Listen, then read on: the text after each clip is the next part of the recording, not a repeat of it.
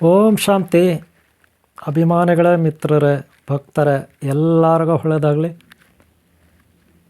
ಭಕ್ತರೇ, ಶ್ರೀಕೃಷ್ಣ ಜನ್ಮಾಷ್ಟಮಿ 2022 ಇಸ್ವಿ ಅಂತ ತಿಳ್ಕೊಳ್ಳಿ. ನಿಮಗೆ ಶ್ರೀಕೃಷ್ಣ ಭಗವಾನನ ದರ್ಶನ ಸಾಕಷ್ಟು ಕಡೆ ಭಗವಂತ ಮಾಡಿಸಿರ್ತಾನೆ.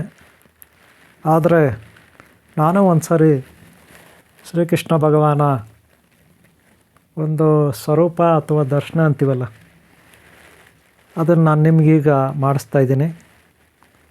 ನಿಮ್ಮೆಲ್ಲರಿಗೂ ಒಳ್ಳೆಯದಾಗಲಿ.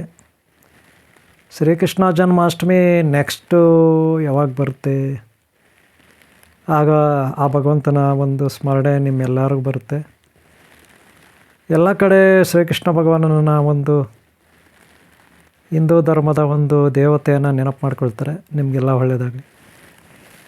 ಓಕೆ, ನೋಡೋರಲ್ಲ, ಎಲ್ಲರೂ ಒಳ್ಳೆಯದಾಗಲಿ. ಶ್ರೀ ರಾಧೆ ರಾಧೆ.